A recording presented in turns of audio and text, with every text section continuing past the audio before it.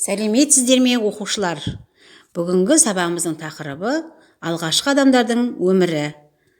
Мақсаты алғашқы адамдардың тіршілігін сипаттау. Алғашқы адамдар қалай өмір сүрді? Ендеше мына видеороликке назар аударайық. Алғашқы адамдардың пайда болуы.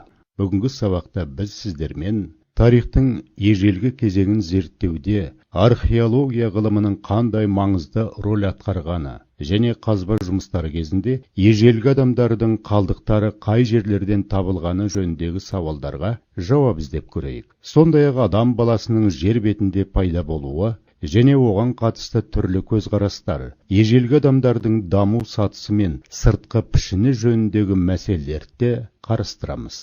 Адамның шығу тегі.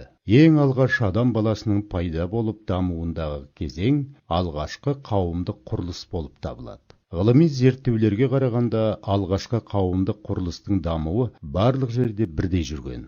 Ал ежелгі адамдардың пайда болуы мен өмірін зерттеуде археология ғылымының тигізер көмегі өте зор. Демек, заттай деректер арқылы адамзаттың өткен тарихын зерттейтін ғылым археология деп аталады. Грек тілінен аударғанда архео көне, логос зерттеймін деген мағынаны білдіреді.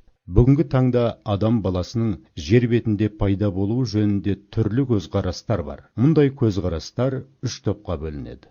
Біріншісі, діни түсінік бойынша бүкіл әлемді, соның ішінде адамды да Құдай жаратты деген ұғым. Екінші көзқарас бойынша адам баласы жер бетіне ғарыштан келген. Ал үшінші пікір бойынша адам баласы жер бетіндегі басқа да тіршілік иелері сияқты ұзақ эволюциялық даму нәтижесінде қалыптасқан. Әлемнің көпшілік ғалымдары осы көзқарасты жақтайды. Адамзаттың қалыптасу тарихы үш кезеңге бөлінеді.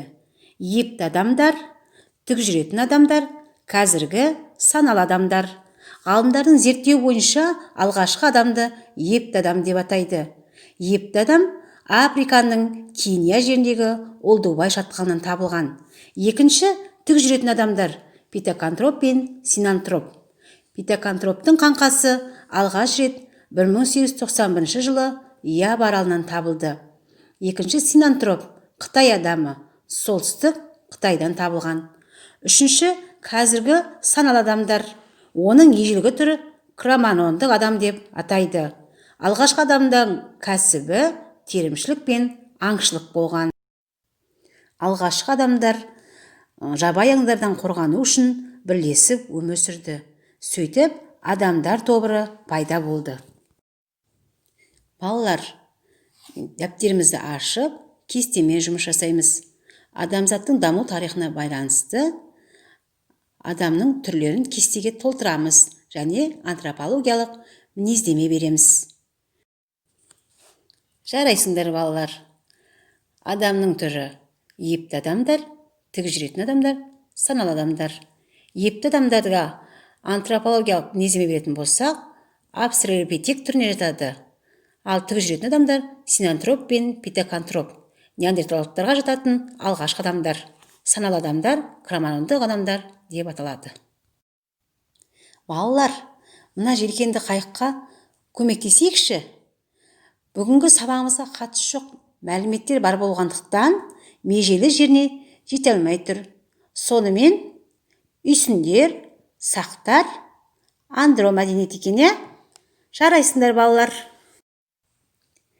Сонымен желкенді қайықта алғашқы адамдар, тұрақтар, кәсібі деген сөздер қалды. Рахмет балалар сіздерге. Сіздердің көмектеріңізбен желкенді қайық межелі жеріне жетті. Олай болса, алғашқы адамдар, тұрақтар, кәсібі деген сөздерден құрастырып, эссе жазып келеміз. Назар аударғандарыңызға рахмет. Сау саламат болыңыздар.